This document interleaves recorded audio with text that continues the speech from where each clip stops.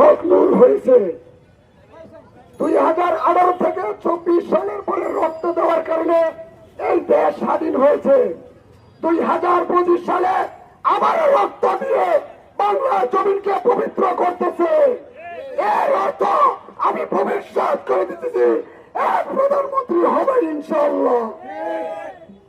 সম্মানিত সাথী ও বন্ধুগণ, প্রকাশ্যে সেনাবাহিনী এবং পুলিশ যে বর্বরিচিত আক্রমণ করেছে জাতীয় পার্টি এবং লীগের সহায়তায়, সেটার আমি সুষ্ঠু তদন্ত চাই।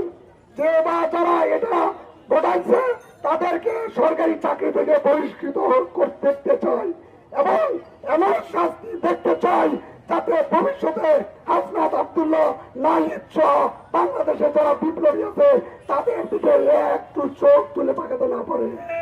সর্বশেষ আমি বিবি নুরুল হকের নূরের জন্য সকলের কাছে দোয়াই মুনাজাত কামনা করে আমার বক্তব্য শেষ করছি।